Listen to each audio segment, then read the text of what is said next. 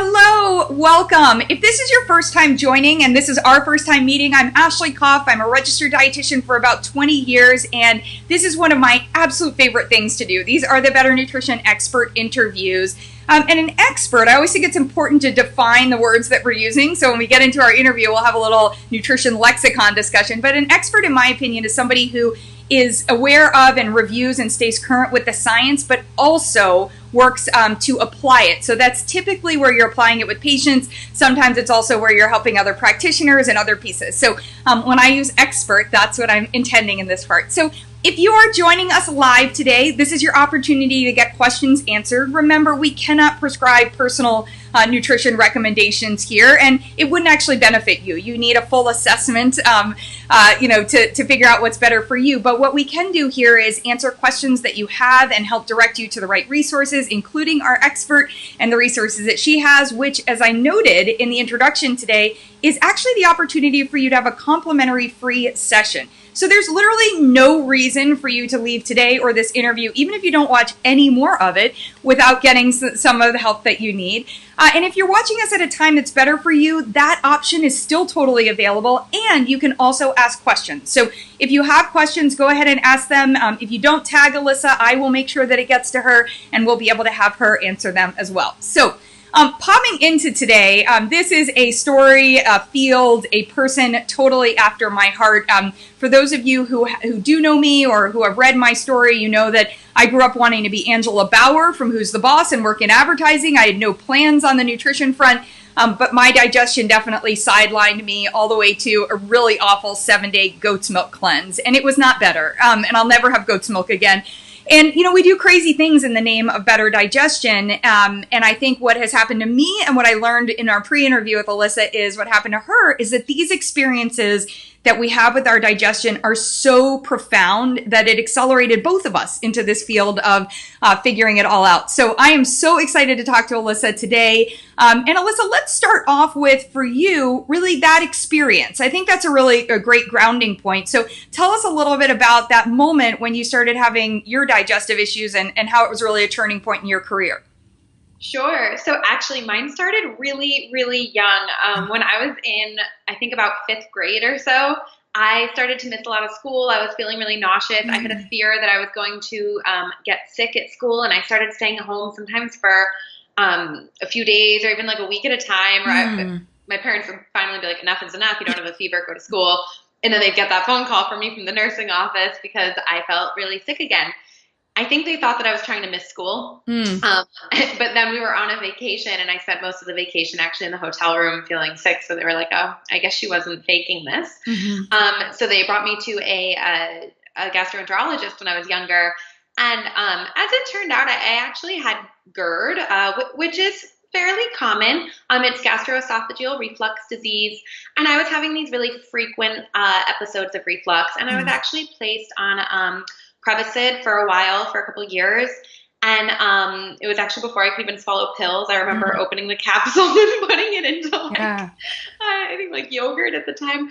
And anyways, over time, I really wanted to stop taking the medication. And when I was much younger, I listened to what they said about some of the dietary triggers. I started keeping a food and symptom journal on my own, and that was able to manage it most often. I still had some bouts. And then down the road, when I became more interested in nutrition, that memory came back to me, and I realized that passion was always sort of there, but I never planned on going into nutrition. I planned on being an English major, actually. And so I really dug deep into how I felt at that time and how I was able to manage everything pretty much with diet at that point, by the time I was in college, and that really accelerated my, route in the nutrition field.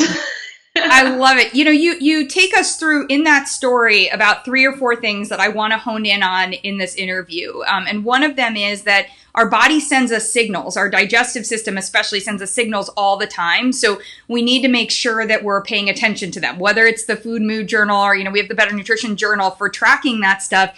But also for parents and for practitioners and to encourage for ourselves, we really need to listen to those signals and explain them, because it may, sure, we might be trying to skip school, but if we're skipping a vacation, that's a pretty good sign that, something else. I probably would have been at the pool. So. Yeah, exactly. You're like, I definitely wanted some sun and some pool time. And then I think also the part that, and this is, actually, I want to be very clear. I love gastroenterologists. I think their ability to figure out what is going on in the digestive system, which is so complicated, and we're just learning all the time more about the digestive system. The challenge that we have is that medications, which may address certain things, they have secondary effects, right? And so a lot of times some medications, like in the case of your GERD, may trade an upper GI problem for a lower one later on, or some of those pieces. So I want to unpack the notion of medicating versus repair work, right? Like lasting repair work in that piece. So we'll then come into that part. And then the third area that you were talking about that I think is so important, I know you hone in on this in your practice, is also how it can make you feel about your relationship with food, right? If you're avoiding things or you're doing on that part. So just to give everyone who's listening here with Alyssa to a little preview of where I want to take this conversation. What I want to start off with on that part then is this space of signals that the body sends by way of digestion. So you mentioned GERD, constipation, loose stools, skin issues, all these things that are related to digestion. How do you advise, or how do you work with your patients to figure out what those signals are that the body is sending? Sure. So the first thing, whenever I meet with people, my initial session is long. I warn people, you will be with me for a while. We meet for 90 minutes for the first time. And before that, they send me an intake form, because everything I do is personalized. And I always explain, I can't recommend a plan for you if it's not going to fit with your lifestyle, if it doesn't fit with your food preferences, if you don't know how to cook and I give you recipes, that's not helpful. So I really go through so many different aspects of their lifestyle. And we talk about nutrition, but we also talk about stress and sleep and, like I said, food preferences, any medical history, recent tests and records and things like that. But with that, I ask really pointed questions when I meet with people, and I phrase them in a way that I think are really easy for people to answer yes or no, and I'll ask for more details, but that gives me a lot of extra information. So for example, if I'm speaking with someone and I say, so like, do you have reflux? Many people might not really know what that means. And they'll say, no, I feel nauseous a lot at night. Or they may think it only means heartburn, whereas reflux actually can have many different symptoms and can present in different ways. So then I start asking some pointed questions. Do you notice any foods that bother your symptoms? How does that make you feel? What symptoms are we talking about? Do you notice it shortly after you eat? Do you wake up feeling bloated? Do you wake up feeling okay going through the rest of your day, and then the bloat kind of piles on? Because that can point me in different directions. At the end of the day, I always explain that I am not a doctor. I cannot provide a diagnosis. So I think a lot of people think that maybe they can avoid meeting with a doctor if they meet with me or something, and I make sure that we work together with their doctor, with their healthcare team if they need to meet with a specialist. That way everyone's on the same page. I make recommendations as needed. I'm sorry, I think the sun just went in. It got very dark. I know. I was just going to say, I'm like, she's getting dark there, but don't worry about it at all. We still see it. We see a little more of a shadow, but it's all good. Yeah. Sun should come out soon. Yeah. And with that, we really work together. And if I say, hey, they mentioned something when we met, I recommend this test or these labs. And with that, we can really get to the root cause of the problem. I think that's so important. In fact, I know it's so important. One of the things that I feel we're really missing today is actually that collection of information. And it's funny when I talk to experts about, why are we creating nutrition assessment tools for, at the Better Nutrition program, part of it is, it's like, we've got to ask questions in a lot of different ways. It's kind of like introducing a baby or a child to new food. It's like, let's come at it from a lot of different directions and see ultimately, what's right or how we can get there. So I love that you're incorporating that in. I think that digestive assessment to me, I think is the most important starting point for, I like to say, you can't have any better health, reach any better health goal without going through that. So 100% support on that part, and love that you're doing it. So then one of the terms that you use or expressions is you work on repairing the gut and repairing relationship with food. So let's start with that notion of repair. We mentioned before that there are medications, there are tons of medications that are out there to address different symptoms from a digestive standpoint. But they may actually not repair. They may actually Band-Aid or just address. So talk to me a little bit about repairing, and we're going to dive into, for those of you that were wondering about the FODMAP part of this, we're going to dive into FODMAP as a tool as we walk through this part. So explain how one actually can repair the gut. So a few different things there. So one, it's really important, I always say always, to consider food relationships whenever you're even thinking about discussing an elimination diet with someone. Because what I have seen in my practice so much is people will come to me already having had eliminated, maybe they tried the Low Fodmap Diet on their own. Maybe they tried going gluten-free or dairy-free or not eating meat or whatever it might be. And oftentimes when there's no clear root cause and someone is doing this on their own, while they're definitely trying, and I applaud them for taking charge and trying, it's a little misguided. And so it may not actually resolve the symptoms, and it can result in many eliminations piled on top of each other. Yeah. And then with that, very little or no symptom remission. Yeah. And then they're kind of left wondering, well, what can I eat? Everything doesn't make me feel well.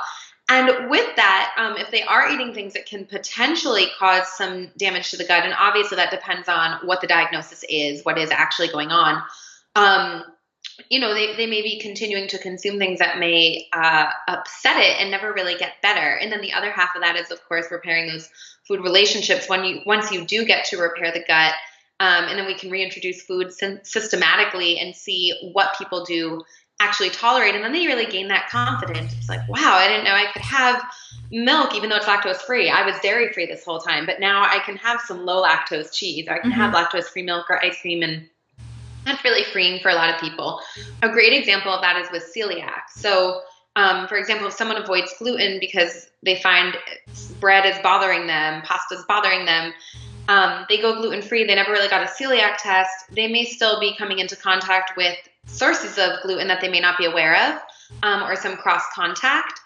And with that can be causing physical damage to the inside of their gut, to their gut lining, and without even knowing that they're eating gluten. They think they're gluten-free, and they don't realize the ramifications of those small amounts of gluten in that particular situation, which may be different than someone who may be sensitive to gluten but doesn't have celiac. And then with time, with a gluten-free diet, we repair that gut health.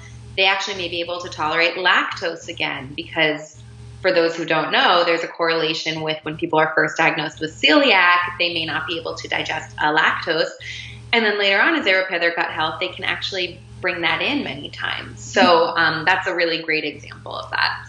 Yeah, I think that whole free from, I had a patient early on who was doing exactly what you were talking about and was taking a dietary supplement every day that had gluten in it, like legitimately an ingredient there had gluten, and she was celiac. And so she just kept getting worse and worse and worse, and it was ultimately the onset of another autoimmune disease that helped everybody figure this out. But wow, years before, with that, because she had gotten a negative, celiac test from, so there was flawed information there because she'd been avoiding gluten, but was still getting it in from the supplement. So I think that's such an important thing to consider. So from a repair standpoint, let's dive into the FODMAP, because I think right now FODMAP as a diet is being given. We always love, when we discover something new, it's great, and we're like, oh, this is wonderful. But it's being given a lot of props that are maybe undeserved. There's a lot of value to it, but maybe some props that are undeserved. So explain what FODMAP is, because I think as a lexicon, as the English student in you would appreciate, we want to make sure we've got the vocabulary there. So explain FODMAP and then how you use it as a tool, but what it also doesn't do. So let's kind of unpack that whole piece. Perfect. So I will explain it how I explain it to a lot of my clients. Perfect. So everyone's on the same page. I tell them, even if you've read about it, if you've been trying it, I'm going to pretend like you've never heard of it because I want to make sure you understand it and I explain it in the best way that I can. So FODMAP is an acronym. So for everyone who has no idea what this, I have people calling me, they're like, FODMAP. It's FODMAP, F-O-D-M-A-P. And it is an acronym. It stands for fermentable. And then I say the rest of it is just like a bunch of different types of carbohydrates. That's all you need to remember. It stands for fermentable oligosaccharides, disaccharides, monosaccharides, and polyols. My clients' eyes always widen when I say that. And I always explain, just remember that it has to do with carbohydrates. And then I'll explain why. So basically, we all have gut bacteria. They're very beneficial. We love them. We're finding out new things every day about how they help us. But that being said, our gut bacteria, one of the things that they do is they break down food that we can't break down ourselves. They do that through a process called fermentation. Fermentation will release gas as a byproduct. In someone who doesn't have IBS, they may still find that a lot of these high FODMAP foods sometimes cause a little bloating, a little gas, but usually it's not too troublesome. So, excuse me. Allergies have been crazy. I know, dust. Oh, yeah. So usually it's not too troublesome, but in someone with IBS, we're actually learning that they may have what's called visceral hypersensitivity. And so while a lot of the tests may come back normal, they are feeling things a little bit differently. They're a little more sensitive. And so that gas that's released as a byproduct can actually cause what may feel like really debilitating symptoms in some people. It's not just a little bit of bloating, you feel like your pants are a little tight. It can be, I've had patients tell me they feel like they're really pregnant. Their clothes really don't fit. They're in pain. It's uncomfortable. And that being said, of course, altered bowel habit and some other symptoms as well. So basically, the low FODMAP diet serves as a tool I do it usually in about 4 weeks for the elimination phase, if I can. So for about 4 weeks, although the time will vary, we limit those amount of FODMAPs, those fermentable carbohydrates, and we try to make it so that those symptoms are really well managed. And then with that, since FODMAPs can accumulate, we've now had a good amount of time where someone, if they've been following the diet well, they're not consuming a significant amount of FODMAPs, and we can actually start to reintroduce. A lot of people don't realize that the low FODMAP diet is 3 phases, and that's really important because I've met with people who've been on that elimination phase for years, and that is not the intention of the diet. The diet is a temporary elimination diet to be used as a tool to identify potential dietary triggers. That is what I always explain. So after the elimination phase, if someone responded to the diet, they're feeling better, they're compliant with it, it's appropriate to then reintroduce. We then begin the reintroduction phase. And that will last, it really depends on the person and it depends on how we do it. I've done it a couple of different ways. But basically it will last about like a couple months, I guess, would be a good general talking point for that. Mm-hmm. And with that, we then do these food trials and we see, is someone sensitive to a particular FODMAP? And with that, I've found in my experience that sometimes people may respond to a food and we say it's a type of FODMAP, but they actually may tolerate a threshold of another food that has the same FODMAP. So I actually like to extend it a little bit and try multiple different foods. And that part through Monash, it is recommended. Monash University is where a lot of the research comes out of for low FODMAP, if anyone doesn't know. It is recommended that while they do have this protocol in place and it's sort of trying like one FODMAP at a time, that you actually do try multiple foods. Because you may find that for you, maybe you're sensitive to polyols, but maybe you tolerate a small amount of an avocado, but cauliflower just does not agree with you. And so that's really important. And I'm forgetting what else. Well, I love it. And I'm going to have you pause there because I think we've learned some really valuable things. And I know we've learned some valuable things. I want to make sure we highlight each of them. So one of the key things, and somebody actually, Sarah wrote in and asked about how long should she be on a FODMAP diet before she notices, like before she can expect results. And I think, Sarah, the answer that you just got a very substantive answer along this lines, which is, first of all, that the FODMAPs can accumulate. I think that's really important. So that you need a period of time to be free from those FODMAPs to remove that accumulation. The second part is that this is not, there actually are the 3 phases. So immediately, if you are someone who is just following a FODMAP free or a low FODMAP diet, you are not using FODMAP the way that it was intended. And the third part here that I'm hearing that I think is so important, Alyssa, is that the combinations to personalize your FODMAP plan moving forward, it really is personal. It's personal to what might be an irritant for you, and it also could be a combination. And that leads me into a question that someone sent over that I thought was really interesting, where she was asking about, does FODMAP specify between, like she was saying she can enjoy cauliflower in a smoothie or in a soup, but she can't eat cauliflower, that's raw, or when it's just cooked and added into something, right? So I think the question would be pureed versus straight, or, having it with olive oil. Like, so are there ways to adjust how a FODMAP is experienced by the body based on preparation and cooking on that part? So cooking, blending, all of that, I'm not aware of evidence that it actually will alter the amount of FODMAPs. However, as we were saying before we started, I believe, Ashley, it's not always only about the FODMAP. So fiber plays a role, and we know that even if someone isn't experiencing IBS or we're not doing a low FODMAP diet, typically if someone's having diarrhea, bloating, some altered bowel habit, and we're starting with some very basic recommendations, one of the first things I recommend is hold off on the raw veggies for a little. Let's peel some of the vegetables, because a lot of that insoluble fiber tends to be in more of those peels, the skins. So we remove some of that, and also cooking or blending, having things in a smoothie or a soup can be really helpful in terms of increasing tolerance. So it could be that there are some other factors at play. I think that's so unbelievably important. And I add to the list any products that are marketed as high fiber, because I have just seen all these grams of inulin and chicory root added in, and some of those prebiotic fibers blow me up just looking at them, on that part. So I think that's really smart to realize. And this is another reason it's just so great to have your expertise. FODMAP, the FODMAP isn't in its isolation, right? You could be having PMS. You could be there could be other things, you could have a high pain situation going on. Maybe you've got chronic fatigue, or you've got a rheumatoid arthritis or something else. So, just focusing on the FODMAP maybe actually misdirecting your attention. Is that a fair thing to say? Sure. Yes. I always say diet is one component of symptom management and of overall health, but definitely not the only component. I am a dietitian. Trust me, I love talking about food and diet, but it's just not the only important factor. And especially when we're talking about IBS, stress management plays a huge, huge role.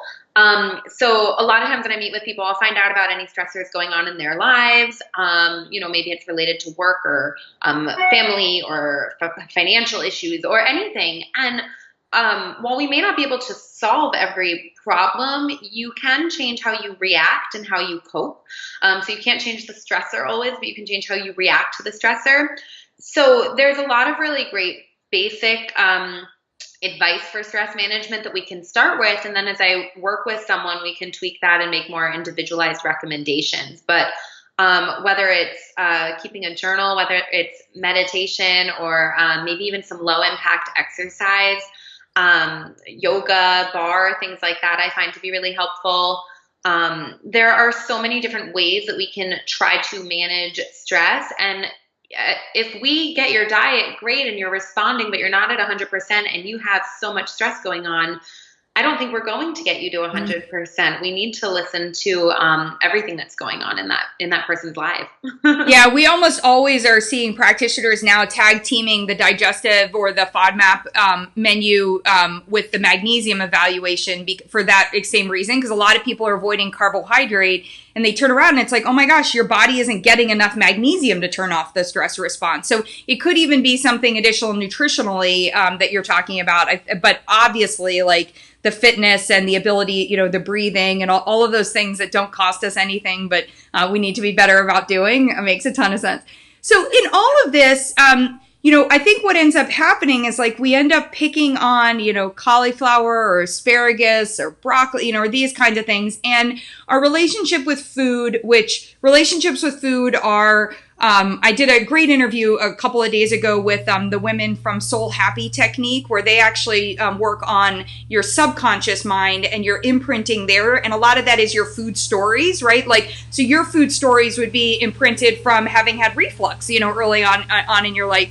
And so it's hard work with this part. So let's move into how when food is part of the problem or you've experienced it as part of the problem in your life, how can you repair that relationship? Sure. So I'm a foodie at heart. That is what led me into nutrition. I just love talking about food all day. And so I always want people to love food as much as I do. And that can be really hard when I work with people who are pretty fed up with food because it's not making them feel good. But usually when that happens, when people come to me, I hear that they want that change. They want to enjoy food. They're always like, I love food, but it doesn't love me back. I hear that all the time. And one thing I really like to focus on is the Low Fodmap Diet and some other nutrition protocols that I'll do. They are temporarily restrictive, but I always explain this is temporary, and the more that you follow it, we can move past that phase quickly, hopefully get you feeling good. And I always explain a lot of times when people begin the Low Fodmap phase, I mean, they look at me like I'm crazy if they've never heard of it before. I get looked at like I have 5 heads. Like, you want me to do this? Right. But then when they do it, and and I give a bunch of resources and recommended brands and all of that, they feel so good that they're like, I don't want to reintroduce. I haven't felt this good in years. I don't need to eat that food. And I'm like, no, but you do. Because we want to allow those microbes to thrive. We want to fuel them. And we also want your diet to be less restrictive and less limiting. So once we get someone feeling good, it's usually easier at that point to say like, hey, that thing that you haven't had in years that you're worried about, but we have no evidence that there's an allergy or anything like that, why don't we try bringing that in a small amount? And I have had so many people that they realize, oh my gosh, I can eat dairy, I can eat gluten. Maybe it was the FODMAPs that were bothering me and not necessarily those proteins that I thought were bothering me. And with that, they do gain that confidence, but it's a process. It's the kind of thing you can't look at a sheet of FODMAPs and follow it on your own and reintroduce it. Most often what I see is when people do that on their own, it's not done correctly. It's not given enough time, or they never reintroduce and they never repair that food relationship with it. So once you start feeling better and you start seeing that you can tolerate these foods, that relationship starts to build. And then I like to really focus on the positive aspect of that. So if someone is really worried that, for example, that they're not going to be able to tolerate cauliflower, we'll use that example from before that someone was asking about. If you start, like the reintroduction protocol calls for, with a very small amount, you may have a reaction, but it's unlikely to be a very debilitating reaction. And then you can kind of decide, do I want to move on to that day 2? I'm not really sure. Maybe it was a coincidence, or like, oh, that was pretty bad. I'm going to give myself a few days. I might try it again in that portion, or I'm just going to move on to another food. Maybe I'll try it again later. Something to know is that sometimes we can react to foods and down the road actually be able to tolerate them. So it's not like the be all end all if you react poorly to something. You may actually, as you begin to manage this more, maybe as stress decreases at a different point, you can actually maybe tolerate that. So I think that repairing that food relationship is so important because you want to really focus on the positive where you can. And that also goes along with that I always provide foods and recipes to include and ways to add flavor without FODMAPs, because no one wants to eat like or most people don't want to eat like plain chicken and rice all the time. That's not very exciting for a lot of people. When we talk about what's one of those, what's something delicious? Like wow us with some deliciousness that they can still do at that time. Yeah. I have a ton of low FODMAP recipes on my blog. Awesome. I'll do a plug for that. Yeah. But one of the easiest things is doing some lemon juice, which adds a ton of great flavor. Or I also love the trick where you can make garlic infused olive oil. I always explain the FODMAPs are not fat soluble, so they cannot leach into the oil. So you can get all that garlicky flavor without the FODMAP. So you can sauté up some garlic and oil, drink the oil and use it, get rid of the garlic, give it to someone in your family that can eat it. And with that, you can actually cook with that infused oil. Or you can also, obviously the easy route is purchasing already garlic infused oil. Or you can also swap out some spices. So many spices are low FODMAP. Garlic and onion powder are not. And so I recommend avoiding blends unless they're from a company maybe that is a low FODMAP company that will make a blend without it, or you're reading those labels carefully. But something like asafoetida powder, which a lot of people haven't heard of, but if you've been on the low FODMAP diet, you probably have heard of it. It has sort of that like garlicky, oniony flavor, but it's not onion or garlic, and it works as a really great substitution.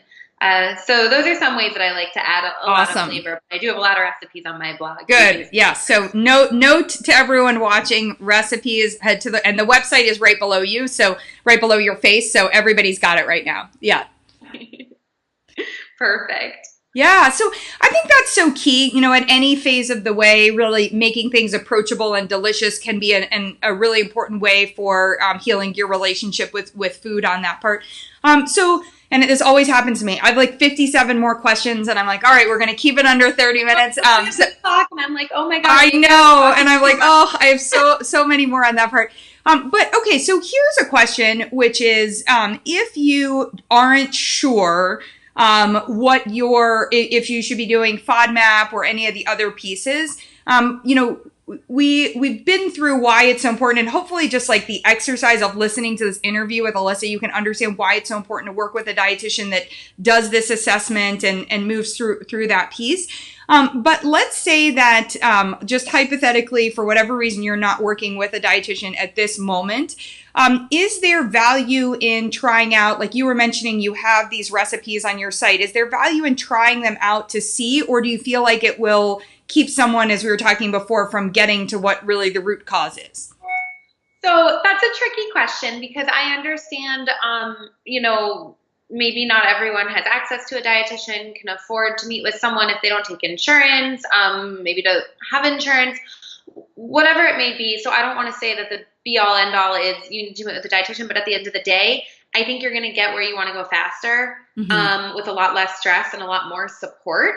But no, I don't think there's harm in trying some low FODMAP recipes and noting if maybe you feel a little better after those meals compared to ones that have a lot of onion or garlic or, maybe other high FODMAP ingredients.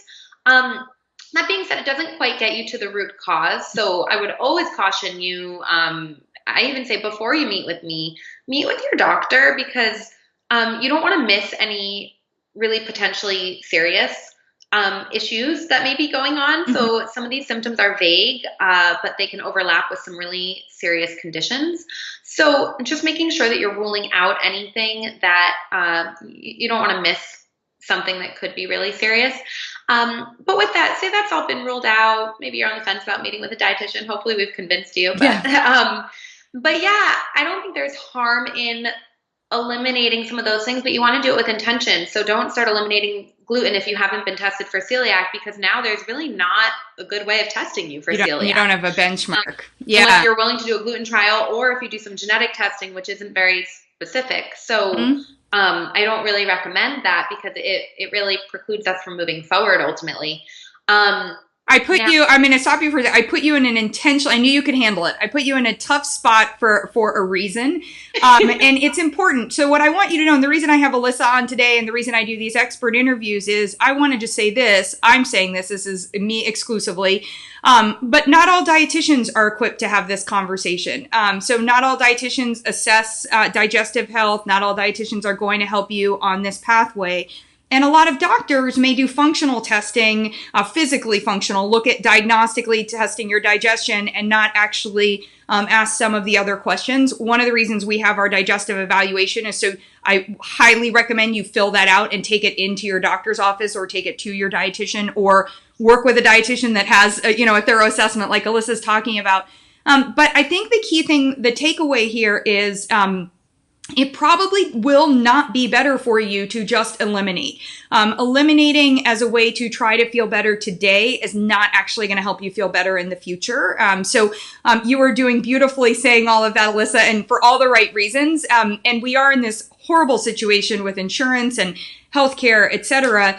I think the real core of it is that you may need to find, we can help you and contact either of us. We will find, if Alyssa's not the person to work with for whatever reason for you, pop over to us and we'll help you figure out what could be a resource. But don't just start on, especially on a FODMAP diet, which is meant to be 3 stages, as we learned earlier, without some serious deep dive into, what is actually going on. So totally awesome on that part. I just want to make sure, I've had far too many people that tell me they're peeling the skins off the apple or avoiding all X, Y, and Z foods. And it's like, hold on a second. We've got to figure out why. Why are you doing any of this? So a lot of times it's the wrong foods. I'm gluten-free, but it's not helping. And it could be the FODMAPs and not the gluten at all. I always explain there are some gluten-containing foods allowed on the low FODMAP diet. The gluten is not the issue with that. It just happens to be present in foods that are high FODMAP. So it's kind of a bad rap for gluten.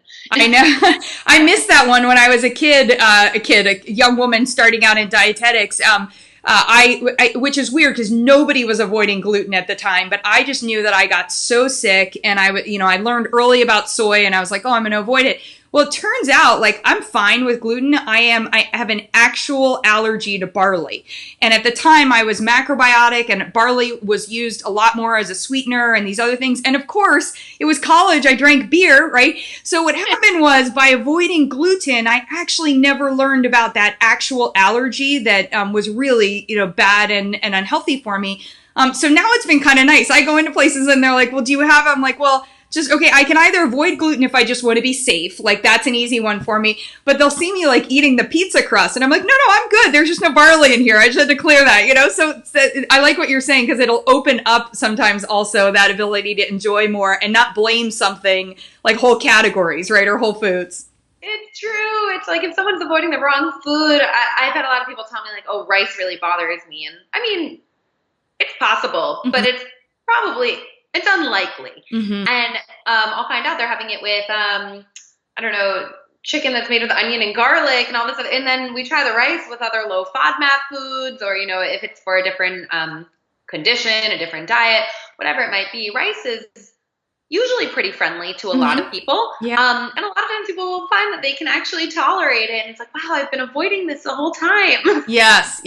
And, we'd be remiss if we didn't bring it up in this conversation, which is just extending a little bit longer, which is great. And we didn't talk about food allergy testing. And one of the reasons that I, again, bring in experts like Alyssa and want you to work with her is because if you just go out and get a bunch of food allergy testing, we heard that, FODMAPs stay with you, right, for a period of time. So if you don't have a calm system and you go get the food allergy testing, you can really be wasting your money on that part, right? Yeah. And also I think it's really important to work with an allergist and also to understand the different types of testing because some of the testing can be a little oversensitive. And so what I find is people will bring in these long lists of foods that they're allergic to, but they've actually been tolerating them fine. They've never noticed an issue. And then they feel like they're left with nothing to eat. And if that's the case, if they're tolerating it, I mean, we're not talking about an IgE mediated anaphylactic allergy here, of course.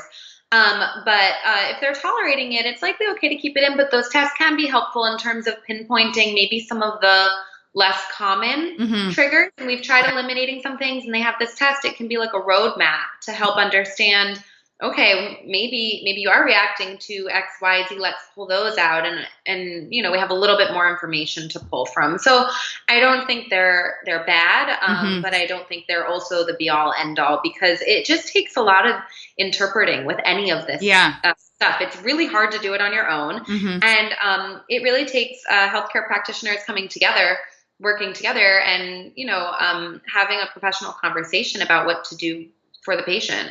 Yeah, I love it. Awesome. All right. So call or email Alyssa, or head to her website and get, just send an email through there so that you can get this initial consult, because just starting to finding that person who can help you start to put together a plan, even like that. And this is free. We're not asking for any investment on that part. I think is a great way forward. And as she mentioned, you can also head over to her website to check out some amazing recipes. We do have a low FODMAP menu. It is not a menu to follow. It is a tool, and it needs to be used with a healthcare practitioner. So just a plug for reminding you that tools are only good when used as part of a whole system, as opposed to just jumping in and trying something. So thank you, everyone. Thank you so much, Alyssa. This was awesome. And if you are watching us, yeah, totally. If you're watching us on YouTube, give us a thumbs up if you liked what you saw. And most importantly, if you watched this and any bit of it resonated or popped up and you thought about somebody that you know, please share this video with them, because our goal collectively is to do what Alyssa was just saying, which is to bring healthcare practitioners and patients together so that we can all help you get the better health that you deserve. So wonderful. Thank you for joining us, and we'll see you next time. Thank you.